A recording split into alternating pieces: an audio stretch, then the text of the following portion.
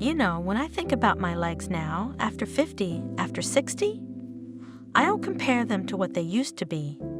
I think about what they've become. They carry a kind of story in them. The shape, the tone, the way they move. It's all been earned, step by step, year by year. And honestly, there's something incredibly sensual about that. If you're wearing heels, especially over 50 or 60, comfort becomes just as important as the look. I always tell women, choose a pair that makes you feel steady, not shaky. A slightly thicker heel or a gentle platform can still look incredibly sexy while giving you the balance to glide instead of wobble.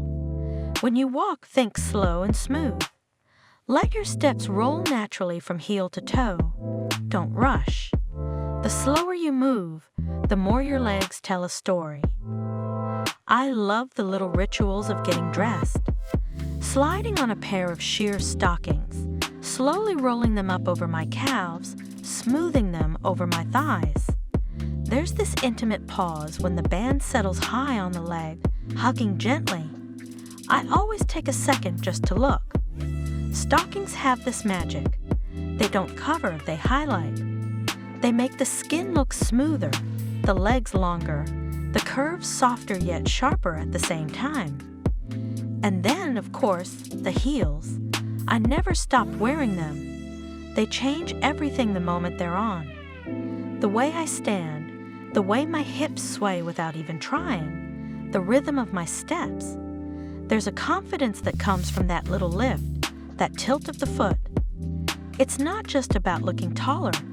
It's about how it feels. My calf flexes, the muscles lengthen, and suddenly my whole body feels aligned, feminine, powerful.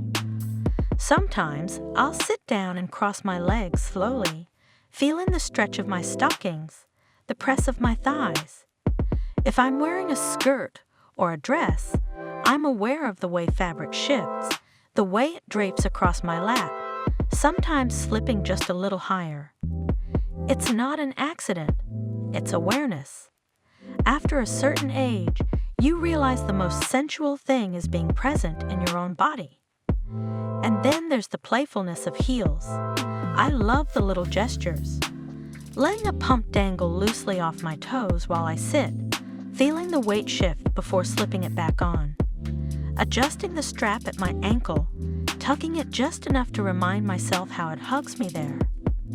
Even the sound of heels on the floor, click, click, click, feels like music. It announces me before I even speak, a rhythm that's both subtle and unmistakable. Feet, too, carry their own quiet allure. I don't think enough people appreciate that. Painted toes peeking through an open-toe sandal, the arch lifting inside a high heel, the delicate curve of the ankle. Those small details are like secrets. They reveal just enough to spark imagination. And after years of walking, dancing, standing, I've learned to treat my feet tenderly. A good pedicure, soft lotion, a little care, it makes the act of slipping into heels feel like a reward, not a burden. What I love most is how fashion at this age feels like a choice, not an obligation. I wear stockings and heels not because I need to, but because I want to. I want to feel the silk glide over my legs. I want to hear the echo of my heels on a quiet floor. I want to see the way my silhouette changes when I stand tall in them. It's not for anyone else, though I know people notice. It's for me. And maybe that's the most sensual part of all. Confidence. Knowing that I can sit in a room, cross my legs slowly, adjust the heel on my foot, and say more with that small motion than with 100 words. Because when a mature woman embraces her legs, her heels, her feet, she isn't pretending. She isn't chasing youth. She's celebrating herself right now exactly as she is. There's a richness in that, a depth. Every step I take in heels, every stocking I slip on, every time I let a shoe dangle off my toes, I'm not just moving, I'm savoring. And that, to me, is what makes fashion, even at 50 or 60, not only elegant, but deeply, intimately sexy.